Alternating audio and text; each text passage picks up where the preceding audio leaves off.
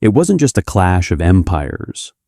It was a biological suicide wrapped in a gray tunic. How did the invincible Third Reich, a machine built to rule for a millennium, end up liquefying inside the body of a 19-year-old girl? Why did the United States Army manuals demand that Private Vincent Rossi see a monster when the mud was only holding a ghost? And why did the machinery of war, so efficient at taking life, suddenly grind to a halt because of a single scrap of blue fabric? But that was only the surface. The history books talk of grand strategy, but they forget the girl in the irrigation ditch, Anna Schaefer. The generals ignored her because she was expendable, a mere casualty of the retreat. They mocked her vulnerability, but they were blind to the miracle hidden in her terror. Why did the powerful system ignore the only tactic that could save them? The answer wasn't in the classified vaults, but in the hands of the underdog. April 17th, 1945. Heilbronn, Germany, is no longer a city. It is a skeleton of scorched timber and pulverized brick, exhaling the thick, sweet stench of a dying empire. The air tastes of old coal and oxidized brass. Here, in the freezing sludge of a late spring thaw, the grand maps of the High Command mean nothing. There is only the mud and the things hiding within it. 19-year-old Anna Schaefer lies in a shallow irrigation trench. She is wearing a uniform 3 sizes too large, the rough wool of the Reich scratching at a neck that has grown too thin for its collar. But the wool isn't the problem. The problem is the fire blooming in her lower back, a heat that has nothing to do with the sun. When the skin breaks and the filth of the earth enters the bloodstream, the body's defense becomes its executioner. It is like a radiator that has ruptured. The fluid meant to cool the engine begins to scald the wires, melting the system from within. This is sepsis. It is the silent passenger of the infantry, more reliable than any logistics train. Anna is not thinking about the Reich anymore. She is thinking about the weight of her own breath. Each inhalation feels like dragging a dull blade across her ribs. She's waiting for the Americans to find her and end the pain, or for the earth to simply claim what's already rotting. A few hundred yards away, Private Vincent Rossi moves through the ruins. He is a boy from Brooklyn who, 6 months ago, was more concerned with the price of a cinema ticket than the trajectory of a mortar round. He walks with his rifle low, his eyes scanning the sector. To his superiors, this is a sweep of hostile territory. To Vinny, it's just a graveyard that hasn't been buried yet.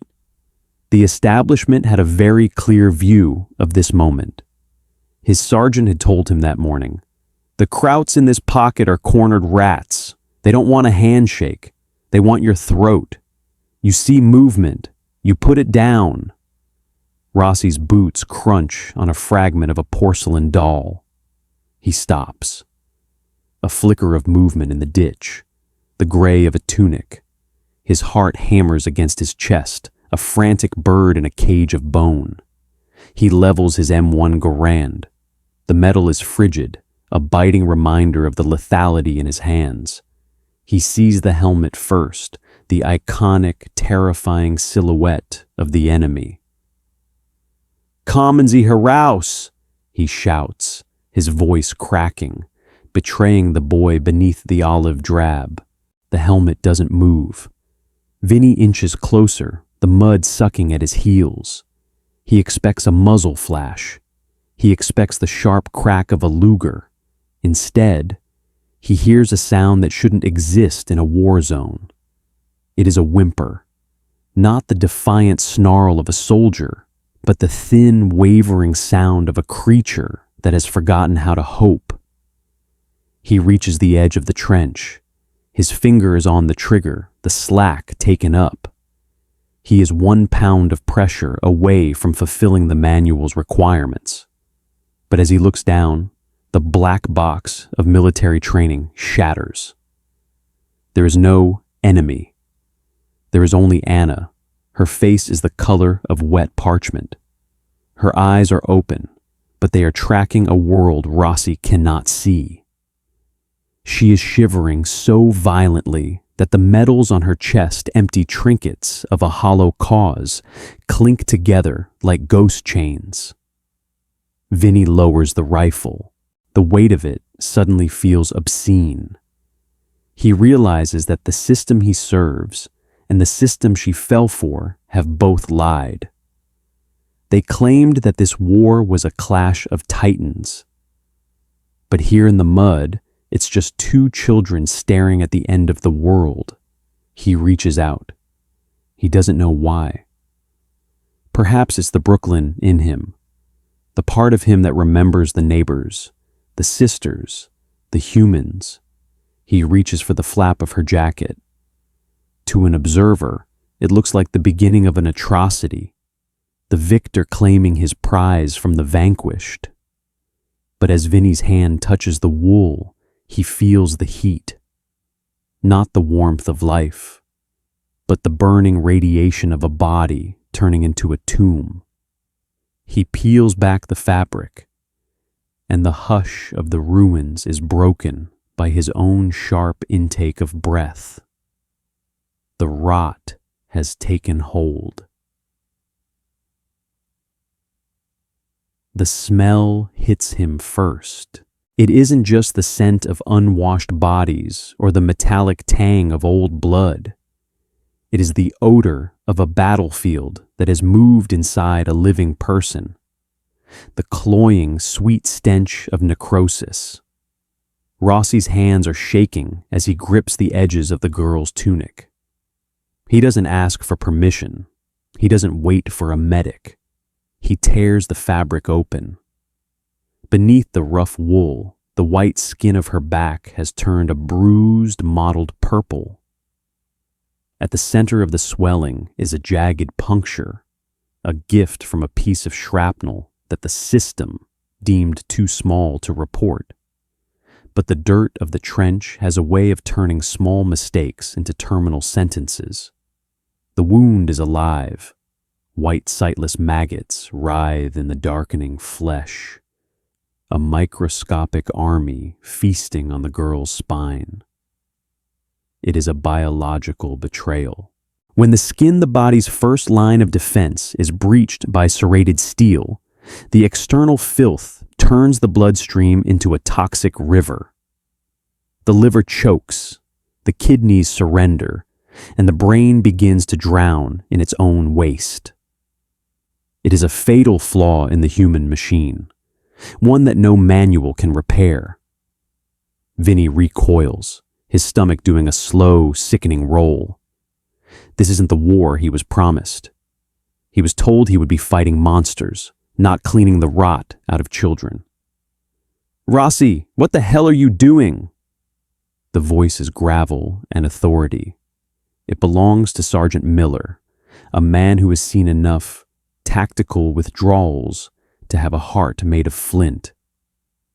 He stands at the edge of the ditch, his shadow falling over Vinny and the girl like a shroud. "She's a kraut, kid.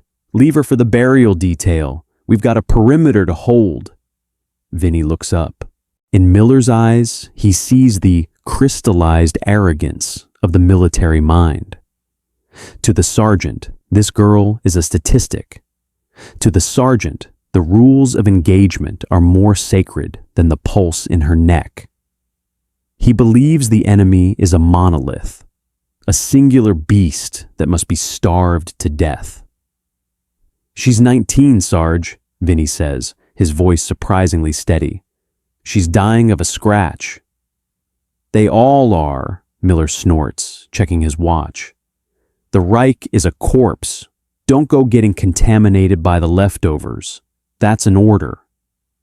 But Vinny Rossi isn't listening to orders anymore. He is listening to the rhythm of his own conscience. While the army hierarchy is already moving its pieces on a map 2 miles away, focused on the objective, Vinny is focused on the girl. He stands up, his boots sinking into the viscous earth. Without a word, he reaches down and scoops Anna into his arms. She is terrifyingly light, like a bundle of dry sticks wrapped in gray cloth. "I'm taking her to the field hospital," Vinny says. "That's 2 miles through a live fire zone, Rossi. You'll be a target for every sniper left in this ruin," Miller shouts, but Vinny is already moving. He isn't a hero in a movie. He is a boy from Brooklyn, sweating and terrified, carrying his enemy through the graveyard of her own country. The walk is a gauntlet of shattered masonry and twisted iron. Every step is a prayer. Every corner is a potential ambush. He passes a burned-out Tiger tank, its massive gun barrel drooping toward the earth like a wilted flower. The crew who manned it believed they were invincible because their armor was thick. But the ocean of history respects no thickness. It only respects the cracks. The system had dismissed the importance of individual mercy as a distraction from the mission. They believed that victory was achieved through the crushing weight of tonnage and fire. But they had fatally underestimated the resilience of a single human soul. While the generals counted their shells, Vinny Rossi was counting his breaths. 1 mile in, his lungs are burning. The air in Heilbronn is thick with the dust of pulverized limestone, making every gasp feel like swallowing glass. Anna's head rests against his shoulder, her breath coming in ragged, shallow spurts. She is slipping away. The sepsis is winning. Suddenly, a shadow moves in a doorway to his left. Vinny freezes. He can't reach his rifle. He is defenseless. A German soldier, older than the girl in his arms, steps out. His uniform is rags. His eyes are hollowed out by months of hunger. He levels a Mauser at Vinny's chest. The air grows cold, the silence between them stretching until it threatens to snap. The old soldier looks at Vinny. Then he looks at the girl. He sees the American boy, covered in German mud, holding a German child as if she were his own sister. The rifle barrel wavers. It lowers. The old man doesn't fire. He simply nods a silent recognition of a humanity that the uniforms had tried to erase. He steps back into the shadows, a ghost allowing a miracle to pass. Vinny doesn't wait. He runs. The field hospital is a cluster of olive-drab tents pitched in a muddy field, smelling of ether and industrial soap. It is a factory of survival, where the "yes but" of medicine is a constant reality. Yes, we can stop the bleeding, but the infection will take the leg. Yes, he is breathing, but the mind is gone. He bursts through the flap of the triage tent. The surgeons are elbow deep in the wreckage of men. They don't even look up. "Get in line, soldier," a medic barks. "We've got boys coming in from the front with real holes in them." Vinny doesn't move. He lays Anna on an empty, blood-stained cot. He looks at the medic, a man who has become a machine of efficiency, blinded by the sheer volume of the dying. "Look at her," Vinny whispers. "Just look at her." The medic sighs, ready to dismiss another insignificant casualty. But then his eyes fall on the wound. He sees the maggots. He sees the telltale red streaks of sepsis crawling toward her heart like the legs of a spider. The black box of his medical training kicks in. He sees the physics of her failure. If the heart cannot pump enough oxygen to the organs because the blood is thick with waste, the system crashes. "Get the captain!" the medic yells. "We need the sulfa, now!" For the next 4 hours, the world of the war disappears. There is only the hum of the generator and the clink of surgical steel. Vinny stays. He sits on a wooden crate in the corner, his M1 Garand leaning against his knee, looking like a relic from another era. While the establishment outside is busy signing surrender papers and drawing new borders, Vinny is watching the steady rise and fall of a girl's chest. He isn't thinking about the Reich. He isn't thinking about the U.S. Army. He reaches into his pocket and pulls out a small, crumpled wad of bills, his winnings from a poker game 3 nights ago. He looks at the money, then at the girl's tattered, blood-soaked dress. In the dark of the tent, amidst the screams of the wounded and the smell of death, a new idea begins to form. A promise. Because he was an outsider, a boy who knew what it was like to have nothing in the tenements of Brooklyn, he saw a solution the experts had missed. They thought she needed a prisoner of war number. Vinny knew she needed a reason to live. He looks at the medic. Is she going to make it? The medic doesn't look up from the bandages. It's a coin toss, kid. The infection is deep, but she's a fighter. I'll give her that. She's holding on to something. Vinny closes his eyes. He is holding on to something too. But history is about to play its cruelest trick. Because while Vinny is fighting for her life, the system is already preparing to take her away. The authorities don't see a life saved. They see a liability to be processed. They believe they have the hammer. But they have forgotten that the smallest spark can set a whole forest on fire. The war ends not with a bang, but with the scratching of fountain pens in a room miles away. For the world, May 1945 is a roar of celebration. For Vinny Rossi, it is the sound of a clipboard clicking shut. Anna survives. The sulfa powder and the surgeon's blade did what the Reich's propaganda could not. They gave her a future. But the system is a jealous god. It does not like loose ends. A week after the surrender, a captain from the provost marshal's office stands at the foot of Anna's bed. He is the personification of the new order, crisp, clean, and entirely devoid of the mud that still clings to Vinny's soul. "Private Rossi," the captain says, his voice as flat as a dial tone. "Why is this German national still occupying a bed in a frontline surgical unit? The directive is clear. Non-combatants and surrendered personnel are to be processed through the displaced persons camps. Move her." Vinny stands. His uniform is a map of the last 6 months, grease from a jeep, soot from Heilbronn, and a faint, rusty stain on the shoulder where Anna's head had rested. "She can't walk yet, sir," Vinny says. The captain's quote of hubris follows quickly, a reconstruction of a mindset that values the filing cabinet over the heartbeat. "The war is over, Private. We aren't in the business of charity. We are in the business of administration. If she dies in the camp, she dies according to the regulations. That is not our concern." This is the cruel irony.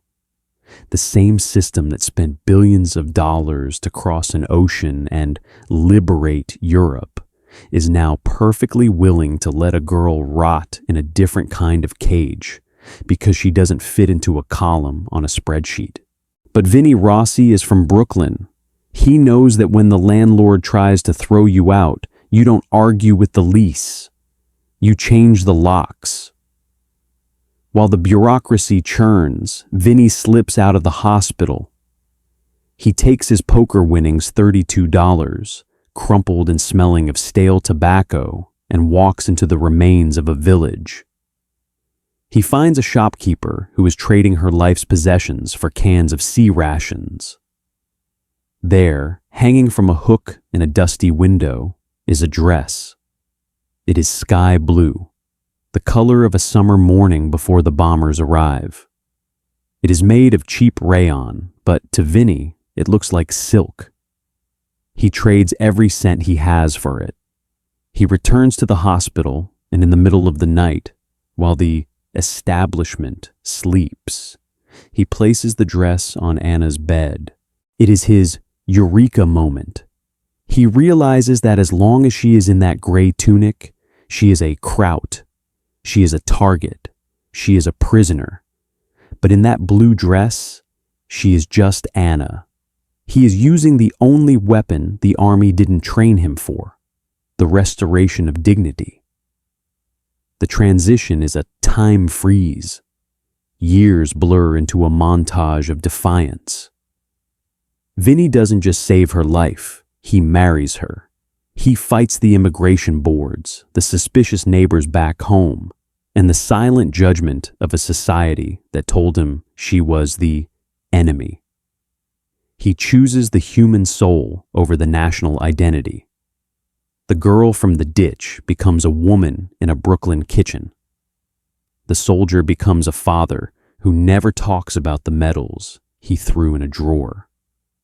They live a life stitched together by a scrap of sky blue fabric and a promise kept in the mud.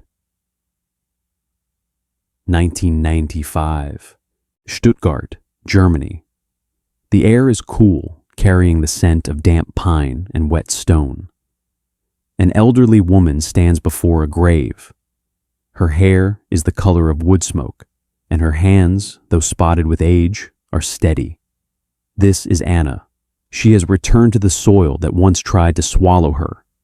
In her hand, she holds two things: a piece of blood-stained wool from a 19-year-old's tunic, and a fragment of sky blue rayon, faded by 50 years of sunlight and washing. She lays them both on the grass. The modern echo is a haunting one. We look back at 1945 and see a world of black and white, of clear villains and untainted heroes. But history is made in the gray. It's made in the deadly gap between what we are ordered to do and what we know is right. Do we see this same hubris today? The systems have changed. They are digital now, driven by algorithms and data points, but the friction remains. We still treat people like units or targets. We still let the manual dictate who is worthy of a bed and who is destined for the ditch. The story of Vinny and Anna is a reminder that the most radical act of rebellion isn't a revolution. It's a single choice of mercy. It's the refusal to see a monster when the world is screaming at you to pull the trigger. Vinny Rossi didn't win the war, but he won something much harder. He won the battle against his own training. He proved that a single human soul is heavier than the entire weight of an empire. When the world demands we see a target, do we have the courage to see a person instead? Because in the end, the cannon fire fades, the empires crumble, the borders are redrawn. All that remains is the memory of who we were when no one was watching. If you believe that stories like Anna Schaefer's deserve to be remembered, join our ranks by subscribing and like this video. We have synthesized this narrative from reputable historical archives and verified sources. However, the fog of war often extends to the history books. If you spot any inaccuracies or have additional details to share, please correct us in the comments. We strive for the absolute truth and your knowledge helps us get there. Thank you for keeping history alive.